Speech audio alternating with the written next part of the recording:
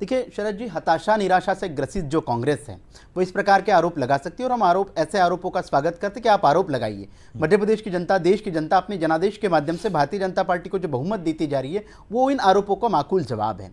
रही बात आज जो नमो ऐप पे आपने डिबेट रखा, बिल्कुल आवश्यक है, ऐसे डिबेट होने भी चाहिए, क्योंकि आप देखेंगे प्रधानमंत्री जी का विजन बड़ा स्पष्ट था कि नमो ऐप, हम टेक्नोलॉजी के युग में जी रहे हैं और एक नमो ऐप एक ऐसा संवाद का माध्यम था जो भारतीय जनता पार्टी के संगठन के कार्यों, सरकार के कार्यों, ये जनता तक के पहुंचाने का काम करता था। 10 मिलियन प्लस डाउनलोड्स हैं शरद जी, इसके आप गूगल प्ले स्टोर पे देखेंगे। और ये भारतीय जनता पार्टी की एक जो टेक सेवी राजनीति है, हम कहते हैं कि आज वास्तव में युवाओं को जोड़ने वाली राजनीति है, तकनीकी युग है, तो तकनीकी युग में संवाद का सबसे बेहतर माध्यम नमो ऐप को बनाया गया और नमो ऐप के माध्यम से सरकार की विभिन्न नवाचार की योजनाएं हो वो जनता तक के पहुंची। आप फोटो डाउनलोड करके देखिए शरद जी, बहुत सारे इस चीज़ों का मैकेनिज्म होता है।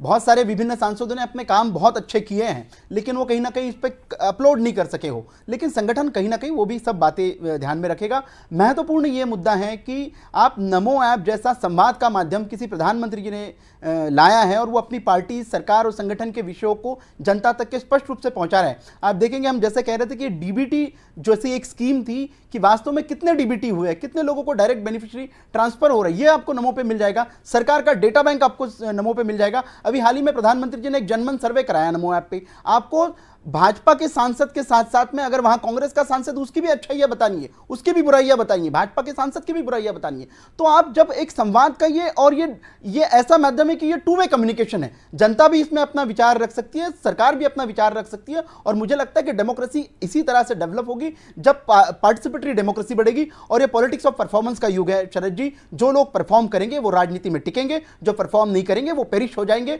और मुझे लगता है कि भारतीय जनता पार्टी ने इस प्रकार की राजनीति लाकर जो तथाकथित परिवारवादी दलों का जो गठबंधन था, ये सामंतवादी पार्टियां थी, उन लोगों को कड़ी चुनौती दी है और ये आज हताशा निराशा से ग्रसित 10 उसी चुनौती से घबराए हुए। जी शरद जी, देखेंगे जैसा कि आपकी जानकारी के लिए बताना चाहूँगी, 2009 में भारत में ट्विटर आया था और जो फर्स्ट स्टेज ऑफ जनरेशन जो ट्विटर यूज़ करती थी, देश के चुनिंदा पॉलिटिशियन ट्विटर यूज़ करते थे उस दौर में, तो प्रधानमंत्री श्री नरेंद्र मोदी जी गुजरात के चीफ मिनिस्टर हुआ करते थे, उस दौर में भी वो ट्विटर यूज़ करते थे और उस समय इंटरैक्टिव थे। आप देखेंगे भारतीय जनता पार्टी विभिन्न आयामों के माध्यम से अपने कार्यकर्ताओं को, संगठन के मंडल स्तर के कार्यकर्ताओं को, हम लोग सरल ऐप है, हमारा संगठन का ऐप है, विभिन्न कार्यक्रमों के माध्यम से अपने लोगों को डिजिटलाइज ट्रेनिंग भी प्रोवाइड करती है, हम लोगों को जोड़ने का भी काम करते हैं। और क्योंकि ये पॉलिटिक्स ऑफ परफॉर्मेंस का एरा है शरद जी, निश्चित तौर पर ऐसे युग में आपको कहीं ना कहीं टेक सेवी होना पड़ेगा, क्योंकि टेक सेवी जमाना है। आप देखेंगे एक क्लिक होता है तो आप डीबीटी के माध्यम से कितने अनेकों हितग्राहियों के खाते में पैसा चला जाता है। आज एक आधार का कितना बड़ा इंपैक्ट देश के माध्यम से पड़ा है। अब दूसरी बड़ी बात यह है कि गवर्नेंस हमेशा पार्टिसिपेटरी होना चाहिए, जनता भी आपके साथ में संवाद में जुड़नी चाहिए और यह पार्टिसिपेटरी डेमोक्रेसी का बहुत अच्छा उदाहरण है कि इस प्रकार के ऐप आएंगे, सरकार की नीतियां उन तक के पहुंचेगी, जनता के सुझाव सरकार तक के आएंगे।